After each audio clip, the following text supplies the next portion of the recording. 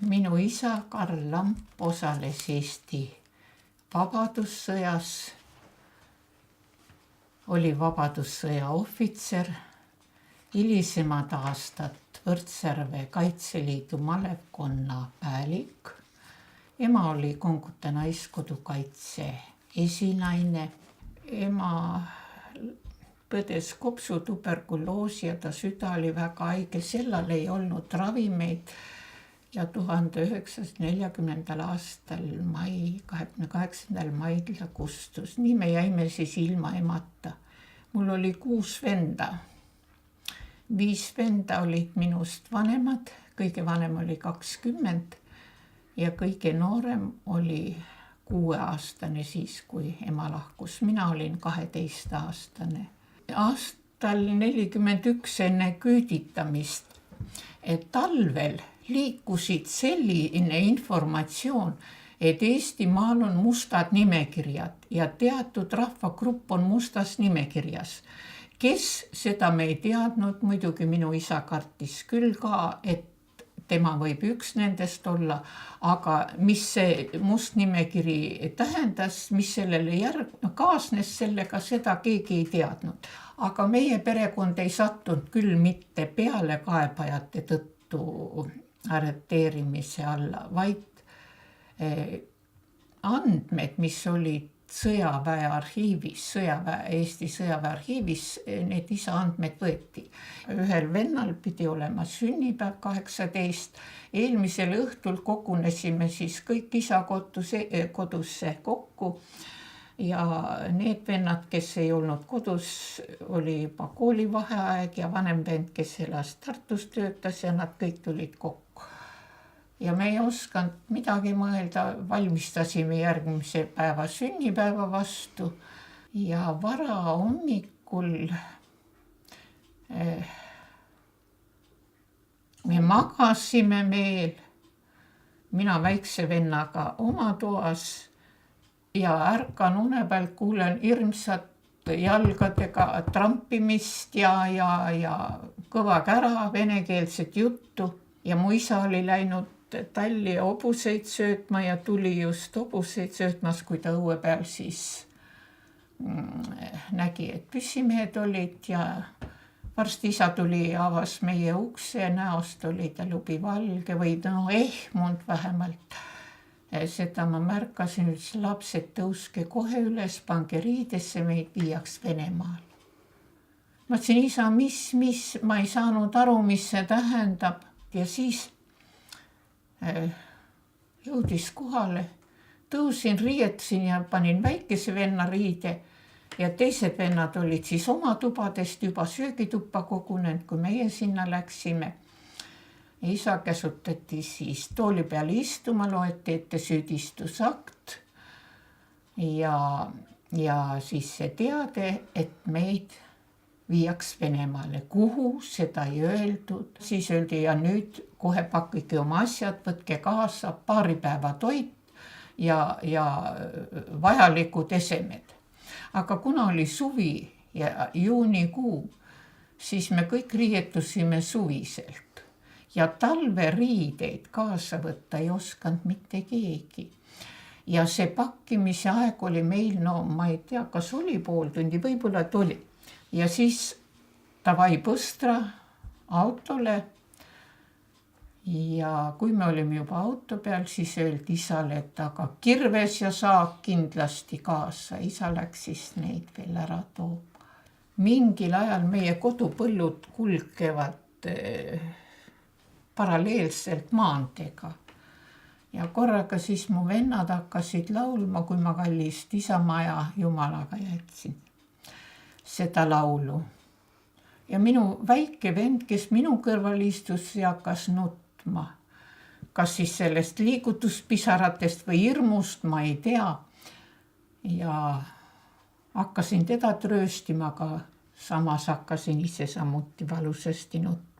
Ja siis varsti olimegi Elva jaamas, sest üldse minu kodust Elva oli 6 kilomeetrit, sõit ei olnud pikk. Olime Elva jaamas. Ja siis kamandati meil pakkidega välja vagunisse, isa ja vennad kõik vagunisse, mind lükati tagasi. isa ütles siis, no muidugi vene keelt ta valdas hästi. Ja isa ütles, et aga tütar ka midagi ta neile ütles, ei. Konvoi lükkas mind siis tagasi sealt paar vagunit edasi, kisti siis see vaguni uks lahti. Ja kuna see oli tagumisel teel, platvormi ei olnud, siis loomavagunisse või kaubavagunisse oli küllaltki kõrge see aste, seal oli 2-astmeline mingisugune raud see trepikene või rest. Ja siis see konvoi lükkas mind, siis aitas sinna üles ronida. Kolinal siis see uks sulgus ja sellega sulgus ka minu lapsepõlv. Ja ma olin üleöö iseseisvaks inimeseks tunnistatud, kes siis vääris karistust ja hävitust. 13 olin sügisel täitus 14 augustis. Ja siis mingil ajal toodi rahvast juurde ikka veel. Ja ma palusin konvoi käest, et kas ma võin oma isa juurde minna. Ja siis ta lubas. Ja see oli küll ka üürikene aeg. Küsisin isa käest, isa, mis toimub, kuhu meid viiaks, kuidas, mis see kõik on. Isa vaatas mulle kurbade silmadega otsa ja ütles, laps, ma ei tea sulle midagi öelda, mis siin toimub, mis meiega toimub. Ma ei tea sulle öelda. Tol hetkel ma ei teadnud, et need on mu isa viimased sõnad mulle. Tema elu kustus laagris 5 kuu möödudes. 14 juuni oli küüditamine ja tema surmakuupäev on 14 november. Ja arstlik dokument on välja antud südamenõrkus. Aga sealt laagrist üks kindral Kurvits, kes sealt kauem elas ja tema oma mälestused on kirja pandud. See oli Sverdlovski laager number 3, kus olid just niisugused poliitilised nii-öelda kurjategijad, keda siis hoiti eriti range režiimi all. Ja meie isa oli ka samas laagris. Ja see Kurvits kirjutab, et novembripühad olid 7. ja 8. Ja siis kardeti nende vangide ülestõusu. Ja need, siis üks teatud hulk vange oli pandud siis jääkülma kartsa. Aga minu isa surmakuupäev on 14, nii et seal külmas kartsas, kas ta sai kopsupõletikku või nad siis pärast lasti maha, seda ei tea, aga me arvame, et ta ilmselt sai kopsupõletikku või midagi, et see jääkülmas kartsas söömata, joomata. Ja varsti siis kolises jälle see uks, konvoi kutsus mind ära. Minul oli kevadmantel õlgadel, sandaletid jalas ja 2 kätt taskus nii-öelda. Ja siis kusagil veel vend ostis mulle või oli saanud osta suure pakki kavebiskviite ja tropsikomme. Kommid olid sellepärast olulised, et vesi, kui me mööda Venemaad sõitsime, iga pool ta oli erineva maitsega, kohati oli ta soomaitseline ja kõlbmatu, mida nagu ei saanud ju. Ma võtsin tropsikommi suhu ja siis oli see vesi talutav. Ja ööl siis Pihkva jaamas toimus see vagunite eraldamine, naiste vagunid. Ühes ešelonis oli kõik segamini, kus naised, kus meestid. Ja terve öö käis siis see manööver, mürts ja mürts lendasid siis need vagunid. Ja hommikul siis veetoojad tõid selle info, et meeste vagunid on kõik ešelonist välja eraldatud ja mehed on, need ešelonid on Pihkvast lahkunud lõuna suunas.